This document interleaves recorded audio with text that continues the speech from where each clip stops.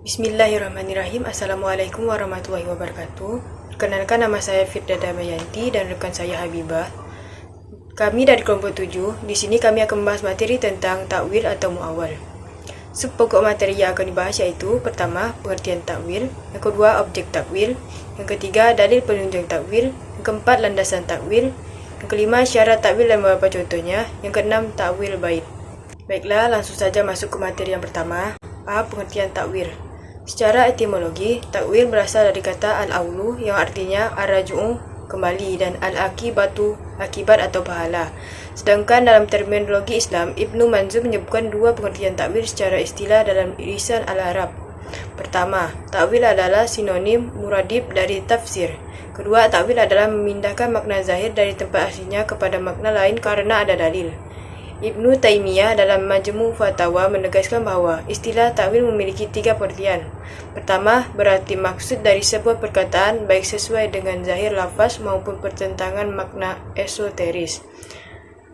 Makna inilah yang sering digunakan dalam Al-Quran dan As-Sunnah, seperti Quran Surah Al-A'raf ayat 53. Contoh lain riwayat dari Aisyah radhiyallahu anhu bahwasanya Rasulullah SAW dalam rukuk dan sujudnya banyak membaca, Maha suci Engkau ya Allah dan segala puji bagimu. Ya Allah, ampunilah aku, sebagai takwil dari firman Al-Quran Surah An-Nasr ayat 3. Kedua, berarti tafsir sebagaimana yang digunakan oleh kebanyakan para ulama ahli tafsir, seperti perkataan Mujahid Imam Al-Mufassirin. Sesungguhnya orang-orang yang mendalam ilmunya, asihun, mengetahui takwil, ayat-ayat mutasyabbihat. Kata takwil yang beliau maksudkan adalah tafsir dan penjelasan maknanya.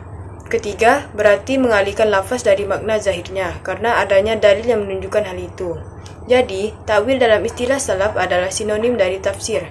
Kemudian pada masa khalaf mengalami perubahan makna menjadi suatu pengalihan makna lafaz yang kuat atau rajih kepada makna yang lemah marjuh dengan berdasarkan dalil. Kedua, objek takwil. As-Syaukani dalam Irsyadul Fuhul menjelaskan bahawa ada dua ruang lingkup takwil atau majal al-takwil. Pertama, kebanyakan dalam masalah-masalah furu', yakni dalam nas-nas yang berkaitan dengan hukum-hukum syariah. Takwil dalam ruang lingkup ini tidak diperselisihkan lagi mengenai bolehnya di kalangan ulama. Kedua, dalam masalah-masalah usul, yakni nas-nas yang berkaitan dengan masalah akidah, seperti nas tentang sifat-sifat Allah Azza wa Jalla, bahawa Allah memiliki tangan, wajah, dan sebagainya. Selain itu termasuk juga huruf muqatta'ah di permulaan surat-surat. A. Takwil dalam masalah furu'. Menurut ulama Hanafiyah, yang menjadi objek takwil adalah an-nas dan az-zahir. Meskipun jelas, namun tidak menutup adanya kemungkinan ihtimal makna lain, sehingga menuntut adanya tarjih di antara makna-makna yang ada oleh seorang mujtahid dengan berlandaskan pada dalil. Selain an-nas dan az-zahir, termasuk juga lafaz yang mujmal atau global, jika belum diperjelas atau ditafsir. B. Takwil dalam masalah usul. Objek kajian takwil, majal al-takwil dalam masalah usul kebanyakan dalam masalah asma' dan sifat Allah Ta'ala. Dalam hal ini, Asy-Syaukani menyebutkan tiga mazhab. Mazhab pertama berpendapat nas tidak boleh ditakwil dan harus dipahami secara zahirnya. Inilah pendapat musyabbihah atau golongan yang merupakan sifat Allah dengan sifat makhluk. Mazhab kedua berpendapat nas akidah ada takwilnya, tapi yang tahu takwilnya hanya Allah saja. Quran Surah Al-Imran ayat 7. Jadi, nas tidak boleh ditakwilkan untuk tetap memurnikan akidah dari tasbih atau menyerupakan sifat Allah dengan sifat makhluk, dan taktil, mengadakan sifat-sifat Allah. Mazhab ketiga berpendapat nas akidah boleh ditakwilkan. Yang ketiga, dalil penunjang takwil. Takwil pada dasarnya mencakup arti yang lemah yang memerlukan dalil untuk memperkuat praduga hasil takwil tersebut, sehingga arti yang tadinya lemah akan menjadi kuat karena sesuai dengan kemaslahatan umum dan dugaan para mujtahid. Dengan demikian, dalil penunjang takwil harus lebih kuat daripada dalil penunjang arti secara bahasa. Dalil yang dipakai untuk menguatkan takwil juga diisyaratkan harus sesuai dengan syarak. Di antaranya, dalil yang memberikan batasan yang terlalu luas terhadap maksud syarak atau yang memperluas arti hakiki yang dikandung dalam maksud syarak. Semua dalil tersebut harus sesuai dengan syarak dan dianggap hujah dalam syarak.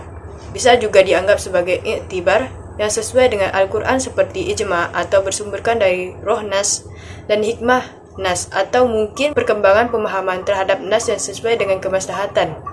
Yang umum kemudian dikuatkan dengan pendapat para sahabat, tabi'in, dan tabi'in.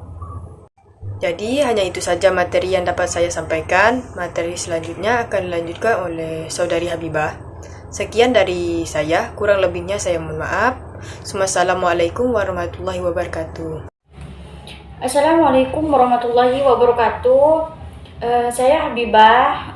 Saya akan melanjutkan penjelasan dari Saudari Firda Damayanti, yaitu ada beberapa dalil-dalil yang dipakai dalam takwil. Jadi di sini ada 10 dalil-dalil yang dipakai dalam takwil. Yang pertama yaitu nas yang bersumber dari Al-Quran dan As-Sunnah. Yang kedua yaitu ijma'. Yang ketiga yaitu kaidah-kaidah umum syariat yang diambil dari Al-Quran dan As-Sunnah. Yang keempat yaitu kaidah-kaidah fikih. Dan yang kelima yaitu hakikat kemaslahatan umum. Dan yang keenam yaitu adat yang diucapkan dan diamalkan. Dan yang ketujuh yaitu hikmah syariat atau tujuan syariat. Dan yang kedelapan yaitu qiyas. Dan yang sembilan yaitu akal yang merupakan sumber perbincangan segala sesuatu menurut usuliyah, lebih dikenal dengan istilah takwil qorib.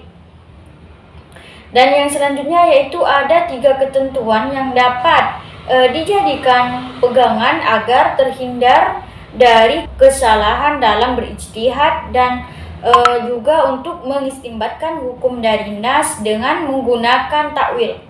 Yang pertama yaitu jika arti itu sudah tentu mengandung hukum jelas dan dalalahnya qot'i, maka tidak boleh diwakilkan dengan akad.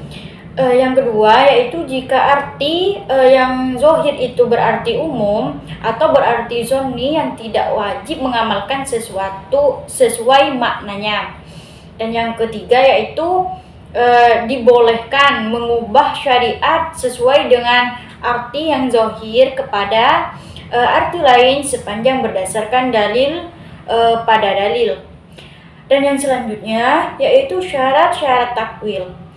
Di sini syarat-syarat takwil itu ada 6. Yang pertama, lafaz yang ditakwilkan itu harus betul-betul memenuhi kriteria dan kajiannya. Dan yang kedua yaitu takwil itu harus berdasarkan dalil sahih yang bisa menguatkan takwil.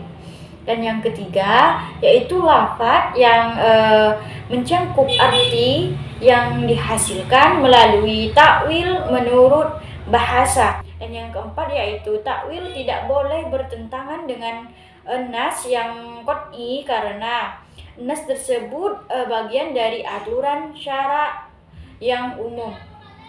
Yang kelima yaitu arti dari penakwilan nas harus lebih kuat dari arti zohir, yakni dikuatkan dengan dalil.